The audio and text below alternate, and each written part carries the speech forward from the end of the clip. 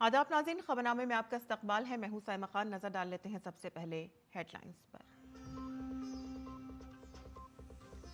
सदर जमहूरिया द्रौपदी मुर्मू के दस्तखत के बाद विकसित भारत जी राम जी बिल बना कानून। 125 दिन तक बढ़ी दही रोजगार की जमानत। अमन बिल समेत 2 दीगर कवानीन को भी मिली मंजूरी।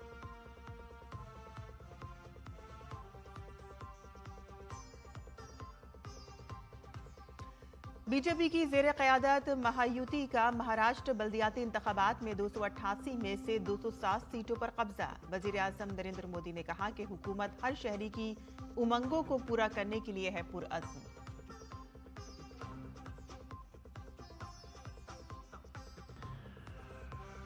शेख हसीना का बांग्लादेश की मौजूदा हुकूमत पर हमला करते हुए आइंदा आम इंतखाबात को करार दिया अवामी लीग के बगैर हुकूमत बनाने की कोशिश। अमेरिका ने भी अफरा तफरी के माहौल पर किया तशवीश का इजहार। महकमे मौसमियात ने आज मशरक़ी उत्तर प्रदेश और बिहार के लिए जारी किया घने धुंध का ऑरेंज अलर्ट। 10 रियासतों के लिए येलो अलर्ट। जम्मू कश्मीर में बर्फबारी और बारिश का ऑरेंज अलर्ट।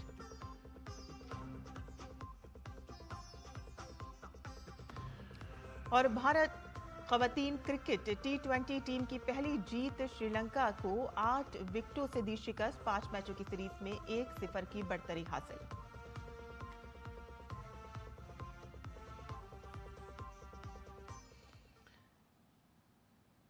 और अब खबरें तफसील से। सदर जमहूरिया द्रौपदी मुर्मू ने विकसित भारत रोजगार और आजीविका मिशन ग्रामीण विकसित भारत जी राम जी बिल 2025 को मंजूरी दे दी है। पार्लियामेंट ने इसे सरमाई इजलास के दौरान पास किया था। ये एक्ट दही कुनबों के लिए हर माली साल में कानूनी मजदूरी रोजगार गारंटी को 125 दिन तक बढ़ाता है। दही तरक्की की वजारत ने कहा है कि दही रोजगार की पॉलिसी में इस्लाहात की तरफ ये एक अहम कदम है। वजारत ने मजीद कहा कि यह कानून बाइख्तियार बनाने, जामे तरक्की, तरक्याती इक़दामात की हम आहंगी और तमाम ज़रूरतमंदों को फ़ायदा देने के अमल को फ़रोग़ देता है। Viksit Bharat G RAM G act Mahatma Gandhi national rural employment guarantee act यानी कि मनरेगा 2005 की जगह लाया गया है।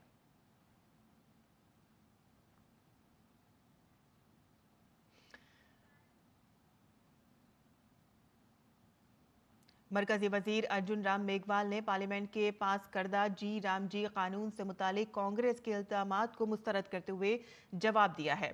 उन्होंने कहा कि दही इलाकों के लोग मुसलसल मुतालबा कर रहे थे कि टेक्नोलॉजी का इस्तेमाल मनरेगा में तब्दीली लाने और बदउनवानी को कम करने के लिए किया जाना चाहिए। और इसके अलावा कांग्रेस को निशाना बनाते हुए उन्होंने कहा कि इस स्कीम का नाम सबसे पहले कांग्रेस ने ही तब्दील किया था। जबकि उन्होंने जी राम जी बिल पर बोलते हुए कहा कि स्कीमें वक्त के साथ बदलती हैं। हुकूमत ने इस स्कीम में मुस्बत और मौसर तब्दीलियां की हैं जिससे लोगों को ज्यादा से ज्यादा फवाइद हासिल होंगे। वो बिल को अच्छी तरह से पढ़ नहीं रहे हैं। फील्ड में जब भी हम जाते थे जनप्रतिनिधि, वो कहते थे मनरेगा में संशोधन करो। अगर हम जी राम जी नाम रख दिया, वो एक एब्रीवेशन जी राम जी आ गया, तो उसमें कहां दिक्कत होनी चाहिए, क्योंकि इसी योजना का पहले जवाहर रोजगार योजना नाम था। कांग्रेस ने बदला जवाहर रोजगार योजना से, पहले नरेगा फिर महात्मा गांधी। तो क्या जवाहरलाल नेहरू जी का अपमान हो गया? योजना समय के साथ बदलती भी है, उसमें चेंजेज आते भी हैं। जो फीडबैक हमें मिला जनता से, जनप्रतिनिधियों से, उसके आधार पर इस योजना में परिवर्तन किए गए हैं और अच्छे परिवर्तन किए हैं। इसमें ग्रामीण क्षेत्रों में अच्छा आधारभूत ढांचा खड़ा होगा। सदर जमहूरिया द्रौपदी मुर्मू ने sustainable nuclear energy harness and development India transformation bill 2025 peace bill, जो पार्लियामेंट के सरमाई इजलास में मंजूर किया गया, को अपनी मंजूरी दे दी है। सदर ने गुज़िश्ता रोज इस बिल को मंजूरी दी। ये बिल सिविल न्यूक्लियर सेक्टर से मुतालिक तमाम कवानीन को यकजा करता है और इस सेक्टर में प्राइवेट सेक्टर की शिरकत की भी राह हमवार करता है। ये बिल एटॉमिक एनर्जी एक्ट 1962 और civil nuclear damage liability act 2010 को मंसूख करता है, जिन्हें भारत में सिविल न्यूक्लियर सेक्टर की तरक्की की राह में रुकावट समझा जाता था। और इसके अलावा सदर ने सबका बीमा भी हिफाजत और बिल 2025 और मनसूखी और तरमीमी बिल को भी मंजूरी दी है। बीजेपी, शिवसेना और नेशनलिस्ट कांग्रेस पार्टी एनसीपी के महायुति इत्तेहाद ने महाराष्ट्र में म्युनिसिपल काउंसिल और टाउन काउंसिल के इंतखाबात में जबरदस्त जीत हासिल की है। 288 म्युनिसिपल काउंसिलों और टाउन काउंसिलों में से महायुति ने 207 बल्दियाती सदर के ओहदों पर कामयाबी हासिल की है, जबकि ऑपोजिशन महाविकास अघाड़ी 44 ओहदों पर सिमट गई है। दरअसल वज़ीर-ए-आज़म नरेंद्र मोदी, वज़ीर दाखिला अमित शाह, बीजेपी सदर जेपी नड्डा और बीजेपी के कौमी कारगुजार सदर नितिन नबीन ने बीजेपी और महायुति की जीत पर रियासत के अवाम का शुक्रिया अदा किया। एक सोशल मीडिया पोस्ट में वज़ीर-ए-आज़म ने सख्त मेहनत करने वाले निचली सतह के कारकुनों की तारीफ की। वज़ीर-ए-आज़म ने कहा कि हुकूमत रियासत के हर शहरी की ख्वाहिशात को पूरा करने के लिए नए सिरे से काम करने के लिए पुरअज़्म है।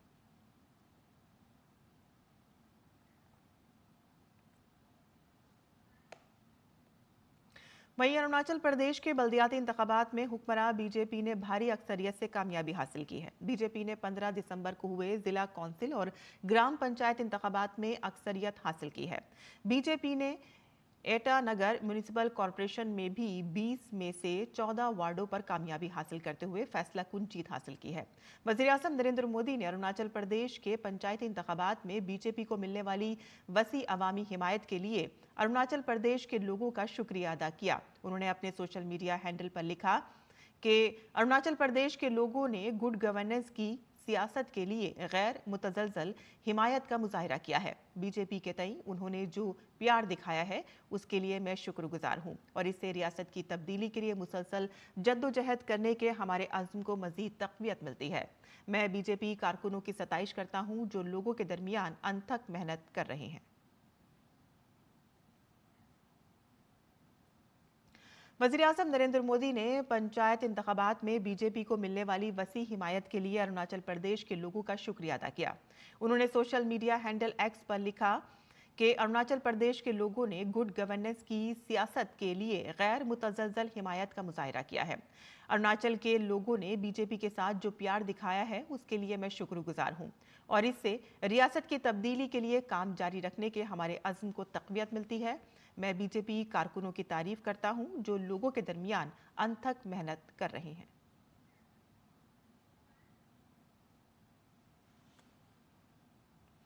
साबिक वज़ीर-ए-आज़म भारत रत्न आंझानी अटल बिहारी वाजपेयी की 100 साला पैदाइश के मौके पर अटल फाउंडेशन ने इंदौर में शून्य से शतक एक शताब्दी अटल भारत की के उन्वान से यादगारी तकरीब का एहतमाम किया। प्रोग्राम का इफ्तिताह नायब सदर जमहूरिया सीपी राधाकृष्णन, गवर्नर मंगू भाई पटेल और वज़ीर आला डॉक्टर मोहन यादव ने किया। तकरीब से खिताब करते हुए नायब सदर जमहूरिया राधाकृष्णन ने कहा कि अटल बिहारी वाजपेयी भारतीय सियासत की एक बुलंद पाया शख्सियत थे जिन्होंने जमहूरी अक़दार, कौमी इत्तेहाद और जामे तरक्की को एक नई सिमत दी।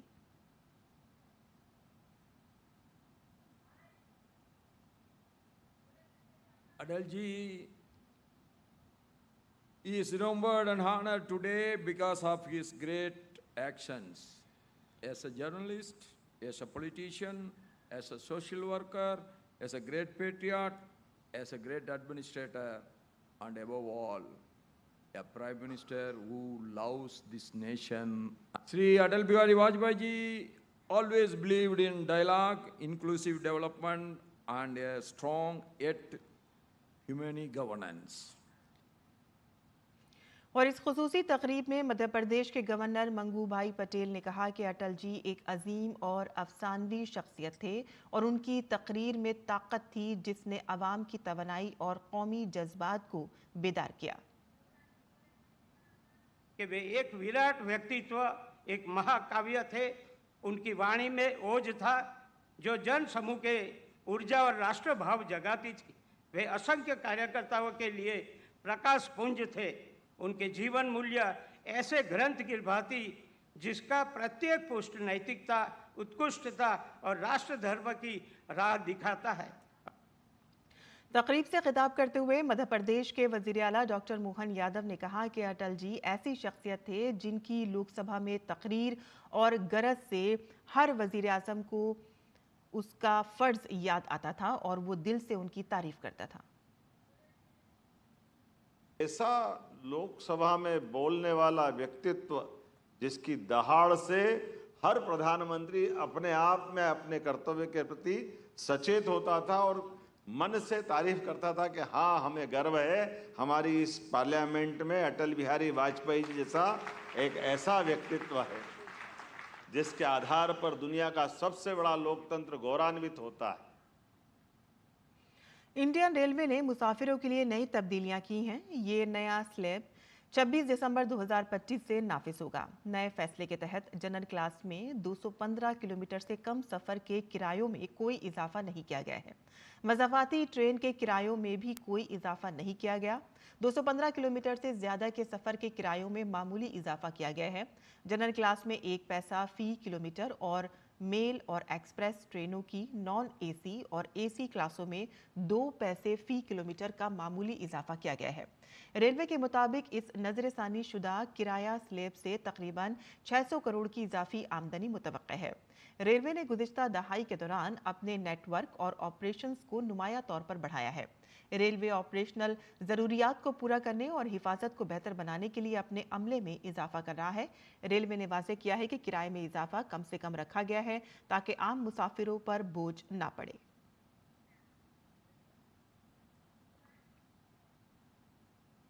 वज़ीर दिफा राजनाथ सिंह की मौजूदगी में आज दिल्ली में DRDO और नेशनल डिफेंस यूनिवर्सिटी के दरमियान एक तारीखी मुआहदे पर दस्तखत किए जाएंगे। मुआहदे का मकसद दिफाई तहकीक और तालीम के शोबे में हम आहंगी को बढ़ाना और स्ट्रेटेजिक सलाहियतों को मजबूत करना है।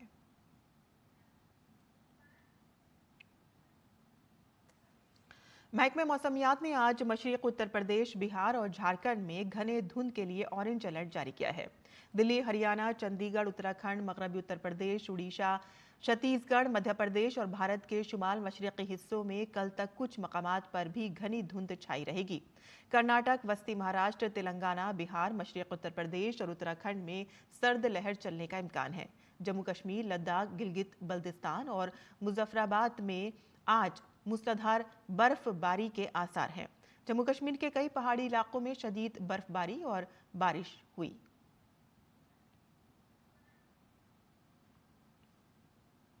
वहीं लद्दाख के करगिल जिले में कल रात से हल्की से दरमियानी बर्फबारी हो रही है। महकमे मौसमियात के मुताबिक आने वाले दिनों में जोजिला, दरास और जांस्कर में दरमियानी से भारी बर्फबारी का इम्कान है और इससे जोजिला पास पर ट्रैफिक में खलल पड़ सकता है और कई परवाजें मंसूख होने का भी खदशा है। महकमे मौसमियात के मकामी लोगों और सयाहों को होशियार रहने का मशवरा दिया है। देख रहे हैं कि यहाँ पे बर्फ़बारी शुरू हुई है और हर साल की तरह इस साल भी हुआ तो थोड़ा बहुत लेट शुरू हुआ, पर ऊपर वाले का शुक्र है कि तेज़ बर्फ़बारी हो रही है। तो इसके साथ हमारे यहाँ के जो लोकल जो हमारे खेतीबाड़ी जो करते हैं लोग, किसान हैं, बहुत खुश है इस बर्फ़बारी की वजह से, क्योंकि इस तरह अगर बर्फ़बारी हुआ तो हमें नेक्स्ट समर में बहुत सारे हमारे यहाँ पे खेत खलिहान जो है वो सरसब्ज़ रहते हैं और हम ऊपर वाले से दुआ करते हैं कि इसी तरह बर्फ़बारी होती रहे। करगिल टाउन में जो है आज सुबह से ही बदस्तूर जो है ये स्नोफॉल हो रही है, तो लोगों में काफ़ी खुशी की लहर है, क्योंकि गर्मी में जो है इसी की वजह से जो है हमें पानी की जो है जितनी भी किल्लत हो जाते हैं या जो कुछ हो जाते हैं तो उस चीज़ को ख़त्म हो जाते हैं इस बर्फबारी की वजह से। वज़ीर आज़म नरेंद्र मोदी की क़यादत में भारत ने 2025 में साबित कर दिया है कि तरक्की और माहौलियात एक दूसरे की तकमील कर सकते हैं। साल 2025 एक ऐसा साल के तौर पर उभरा है कि जो भारत के सब्ज़ मुस्तक़बिल की मजबूत बुनियाद रखेगा। साल भर में भारत की अहम माहौलियाती कामयाबियों पर देखिए हमारी ये खास रिपोर्ट। वज़ीर आज़म नरेंद्र मोदी के सब्ज़ तरक्की के विजन से मुतासिर होकर भारत ने 2025 में साबित कर दिया कि इक़्तिसादी तरक्की और माहौलियाती जिम्मेदारी साथ साथ चल सकती हैं। भारत काबिले तजदीद तवानाई में एक आलमी पावर हाउस के तौर पर उभरा। एक साल में 29.5 गीगावाट साफ तवानाई की सलाहियत का रिकॉर्ड शामिल किया गया। जून 2025 में भारत ने एक तारीखी संग मील हासिल किया। भारत ने मुकर्ररा वक्त से पहले गैर रिवायती ईंधन के जराये से अपनी नस्बशुदा बिजली की सलाहियत का 50% हासिल करने का NDC हदफ हासिल किया। आज मुल्क की कुल काबिले तजदीद तवानाई की सलाहियत 220 गीगावाट से तजावुज कर गई है और भारत 2030 तक 500 गीगावाट गैर जीवाश्म ईंधन की सलाहियत के अपने पंच अमृत हदफ के तरफ तेजी से बढ़ रहा है। दुनिया के सबसे बड़े सोलर पार्क से लेकर छतों पर शमसी तवानाई की रसाई तक ये एक आम घर की पहुंच बन गई है। नेशनल ग्रीन हाइड्रोजन मिशन ने भी नई रफ्तार हासिल की है। इसका हदफ 2030 तक हर साल 5 मिलियन टन हाइड्रोजन पैदा करना है, जिससे रिफाइनरियों और खादों जैसे शोबों को कार्बन से पाक करने के काबिल बनाया जाएगा। ट्रांसमिशन फीस की छूट और ग्रीन सर्टिफिकेशन फ्रेमवर्क ने इस मिशन को तक़वियत बख्शी। पेट्रोल में 20% एथनॉल मिक्सचर का हदफ मुकर्ररा वक्त से पहले हासिल किया गया। इखराज को कम करना, तवानाई की हिफाजत में इजाफा और किसानों की आमदनी में इजाफा करना रहा। माहौलियात के साथ साथ जंगलात और हयातियाती तनव्वु पर भारत की तवज्जो वाज़ेह तौर पर दिखाई दे रही है। FAO के ग्लोबल फॉरेस्ट रिसोर्स असेसमेंट 2025 के मुताबिक भारत कुल जंगलाती रकबे में दुनिया के 9वें मकाम पर पहुंच गया है और जंगलात के रकबे में खालिद सालाना इजाफे के लिहाज से तीसरे मकाम पर बरकरार है। नेशनल क्लीन एयर प्रोग्राम के तहत क्लीन एयर सर्वे 2025 130 शहरों में किया गया, जिसमें बेहतरीन कारकर्दगी का मुजाहिरा करने वाले शहरों का एजाज हासिल किया गया। इंदौर और उदयपुर दुनिया के 31 वेटलैंड से पहचाने जाने वाले शहरों में शामिल हुए। जंगलाती हयात का तहफ्फुज भी कौमी तरजीह बना रहा। वज़ीर-ए-आज़म ने गिर नेशनल पार्क से भारत की पहली दरियाई डॉल्फिन मर्दमशुमारी का ऐलान किया। 8 रियासतों में 6300 से ज्यादा डॉल्फिन्स रिकॉर्ड की गई, जिनमें मकामी कम्युनिटीज और स्कूल के बच्चों की नुमाया शिरकत रही। प्रोजेक्ट चीता ने 2025 में तारीख रकम की। कूनो नेशनल पार्क ने न सिर्फ चीता की एक मुस्तहकम आबादी कायम की, बल्कि 70 सालों में भारत में पैदा होने वाले पहले बच्चों को भी देखा गया। ये प्रोजेक्ट अब गांधी सागर सेंचुरी तक फैला हुआ है, जिसने घास के मैदान की बहाली और तवील मुद्दती तहफ्फुज की बुनियाद रखी है। National great Indian bustard conservation action plan घड़ियाल के तहफ्फुज और एशियाई शेरों की निगरानी को मजबूत बनाया गया और 16वें शेर मर्दमशुमारी की तैयारियां भी जोरों पर रहीं। भारत ने आलमी सतह पर भी क़यादत की। भारत ने प्लास्टिक आलूदगी को खत्म करने की जरूरियात पर जोर देते हुए आलमी यौम माहौलियात की मेजबानी की। एक पेड़ माँ के नाम जैसी मुहिमों ने अवामी शिरकत को जिंदा किया। 2025 में बोत्सवाना ने सदर द्रौपदी मुर्मू के सरकारी दौरे के दौरान 8 चीतों को भारत के हवाले करके प्रोजेक्ट चीता के जरिए दोनों मुमालिक के दरमियान ताल्लुकात को मजीद मजबूत बनाया। 2025 भारत की सबसे तब्दीली के लिए फायदेमंद साल रहा। एक ऐसा भारत जहां पॉलिसियां मजबूत हुई, लोगों की शमूलियत देखी गई और मकसद वाज़ेह है। एक ऐसा भारत जो माहौलियात की हिफाजत करते हुए तरक्की करता है। DD न्यूज़ उर्दू खबरें। और गैर मुल्की खबरों की बात करें तो बांग्लादेश में आम इंतखाबात की तारीख मुकर्रर कर दी गई है।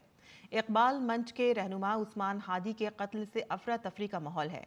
भारत से लेकर अमेरिका तक पूरे मुल्क में सूरत हाल पर तशवीश बढ़ रही है।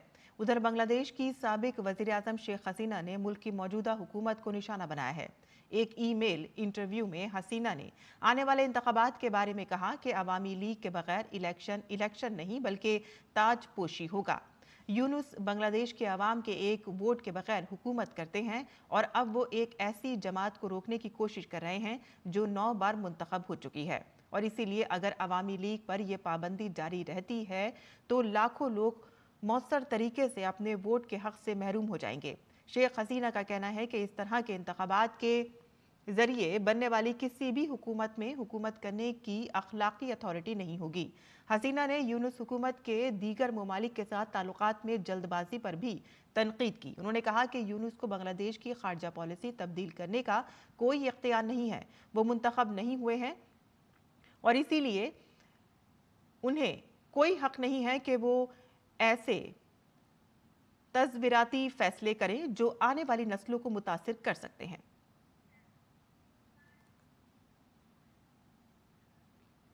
वजारत खारजा ने ढाका हाई कमीशन के बाहर मुजाहिरों से मुतालिक बांग्लादेशी मीडिया की रिपोर्ट्स को मुस्तरद करते हुए कहा कि हाई कमीशन के बाहर एहतजाज के हवाले से बांग्लादेशी मीडिया के गुमराहकुन प्रोपेगेंडे पर कड़ी तनकीद की है। वजारत खारजा ने कहा कि जहां बुनियाद परस्त बाकी बांग्लादेश में तबाही मचा रहे हैं, मीडिया झूठा प्रोपेगेंडा फैलाने में मसरूफ है। वजारत खारजा ने कहा है कि बांग्लादेशी हाई कमीशन के बाहर तैनात पुलिस ने चंद मिनटों में ही मुजाहिरीन को जायवकू से हटा दिया।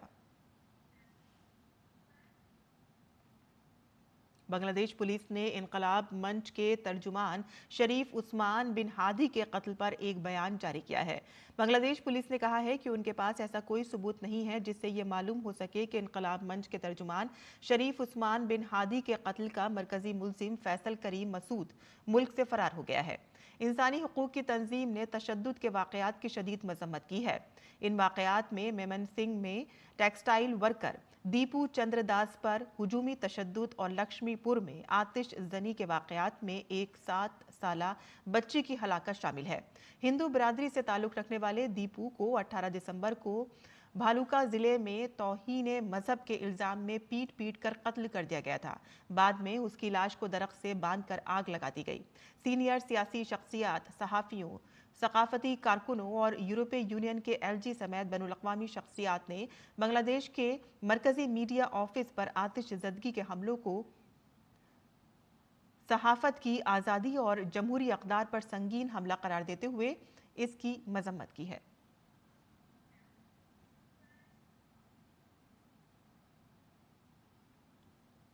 और अब पेश है दिल्ली से शाया होने वाले उर्दू अखबारात का मुख्तसर जायजा।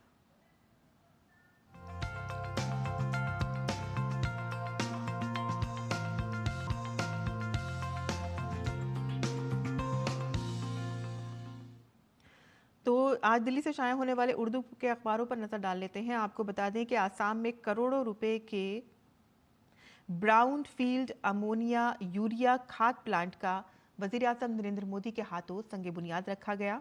वज़ीर-ए-आज़म मोदी ने कहा कि बीजेपी की क़यादत वाली डबल इंजन की सरकार सभी नाकामियों को दुरुस्त कर रही है। आगे की खबर भी जान लेते हैं, जहां कौमी राजधानी खित्ते में सर्दी की लहर, कोहरा और फिजाई आलूदगी, ये ट्रिपल अटैक दिल्ली वालों को देखने पड़ रहे हैं। आगे बढ़ते हैं, बात यूपी की हो रही है। यहाँ पर योगी आदित्यनाथ ने ऐलान किया है कि अब उत्तर प्रदेश को कोऑपरेटिव ग्राम विकास बैंक से किसानों को महज 6% शरह सूद पर कर्ज फराहम किया जाएगा। छोटे और दरमियानी किसानों को वज़ीर आला का एक बड़ा तोहफा दिया गया है और अब उत्तर प्रदेश की योगी हुकूमत जल्द ही लॉन्च करने जा रही है आयुष ऐप। आगे कुछ बैनुल-अक़वामी खबरें भी जान लेते हैं, जहां अमेरिकी महकमा इंसाफ की वेबसाइट से एप्स्टीन केस की अहम फाइलें गायब हो गई हैं।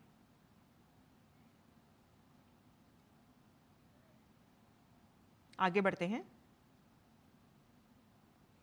बता दें आपको कि इजरायली वज़ीर-ए-आज़म नेतन्याहू ने ऐलान किया है कि वो जल्द ही न्यूयॉर्क शहर का दौरा करेंगे और उनका ये ऐलान न्यूयॉर्क के नौ मुंतखब मेयर ज़ोहरान ममदानी की तरफ से दी गई धमकी के बावजूद उन्हें एक चैलेंज के तौर पर देखा जा रहा है।